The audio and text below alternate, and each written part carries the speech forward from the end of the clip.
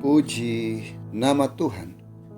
Hari ini kita kembali akan merenungkan firman Tuhan yang saya mau beri tema belas kasihan Tuhan. Lukas 10 ayat 36 sampai 37. Firman Tuhan berkata, "Siapakah di antara ketiga orang ini menurut pendapatmu adalah sesama manusia dari orang yang jatuh ke tangan penyamun itu?" Jawab orang itu, "Orang yang telah menunjukkan belas kasihan kepadanya." Kata Yesus kepadanya, "Pergilah dan perbuatlah demikian."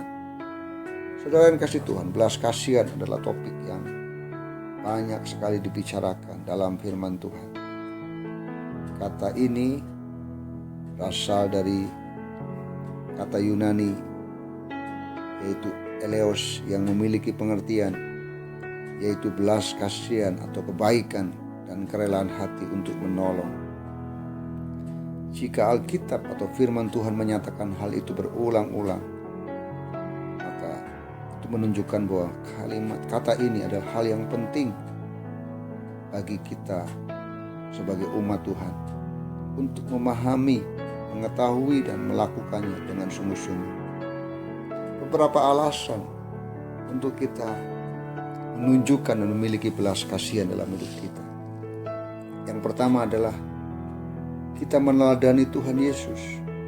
Matius 9 ayat 36, firman Tuhan berkata, "Melihat orang banyak itu, tergeraklah hati Yesus oleh belas kasihan kepada mereka, karena mereka telah terlantar seperti domba yang tidak bergembala." Kita tahu bagaimana pelayanan Tuhan Yesus di muka bumi ini didasari oleh belas kasihan. Alasan Tuhan Yesus datang melayani dan membuat mujizat, bahkan mati di atas kayu salib, semuanya itu dilakukan karena belas kasihan. Tuhan Yesus juga mengajar tentang belas kasihan dengan berbagai perumpamaan. Secara khusus perumpamaan tentang orang Samaria yang baik hati, yang mengambil sikap yang berbeda dengan iman dan orang Lewi. Orang Samaria memiliki hati yang tergerak oleh belas kasihan. Ia tidak hanya melihat, tetapi membuktikan dengan menolong orang itu. Jadi berbelas kasihan artinya memberi pertolongan atas dasar kasih tanpa mengharapkan imbalan. Sebagai orang percaya kita wajib mengikuti teladan Tuhan Yesus, yaitu memiliki hati yang penuh dengan belas kasihan. Hal yang kedua yang menjadi alasan buat kita untuk kita belajar menunjukkan belas kasihan, karena kita sudah terlebih dahulu menerima belas kasihan. Matius 18 ayat 23 sampai 24. Mengenakan belas kasihan harus menjadi landasan hidup kita. Sebab sebagai orang yang percaya, kita sudah terlebih dahulu menerima belas kasihan dari Allah yang telah memberikan kepada kita anugerah keselamatan lewat kasih karunia-Nya yang besar yang dikerjakan oleh Tuhan Yesus Kristus. Menunjukkan belas kasihan kepada orang lain adalah cara kita membalas belas kasihan yang telah Allah berikan kepada kita. Bahkan bukan hanya belas kasihan saja, namun juga kemurahan, kerendahan hati, kelemah lembutan, serta kesabaran. Semuanya ini yang harus mengisi kehidupan kita sehari-hari.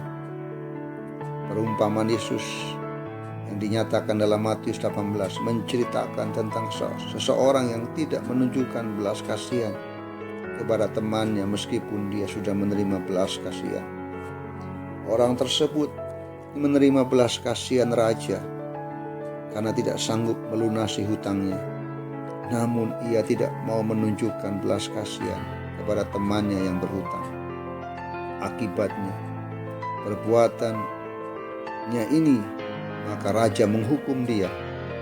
Dan ingatlah, kita perlu menunjukkan belas kasihan karena kita sudah terlebih dahulu menerimanya dari Tuhan sebagai raja kita. Hal yang ketiga yang menjadi alasan mengapa kita perlu menunjukkan belas kasihan, karena kita adalah saksi Kristus. Yohanes 13 ayat 34 sampai 35. Predikat kita sebagai orang Kristen artinya pengikut Kristus, yaitu orang-orang yang mencerminkan karakter Kristus. Jadi ketika kita menunjukkan belas kasihan, kita sedang menggambarkan siapakah Kristus itu. Dengan menghidupi hal ini secara tidak langsung, kita sedang menjadi saksi Kristus. Itulah sebabnya firman Tuhan selalu mengingatkan kita supaya mengenakan belas kasihan selama kita hidup di dunia ini. Dan sebagai landasannya adalah kasih yang akan mempersatukan dan menyempurnakan. Kolose 3 ayat yang ke-14. Salah satu tanda utama dan bukti bahwa kita adalah orang Kristen, adalah pengikut Kristus, adalah kasih. Dan Tuhan Yesus berkata, dengan demikian semua orang akan tahu bahwa kamu adalah murid-muridku, yaitu jikalau kamu saling mengasihi. Jadi pengikut Kristus wajib mengikuti teladan Kristus, di mana kasih menjadi gaya hidup kita sehari-hari.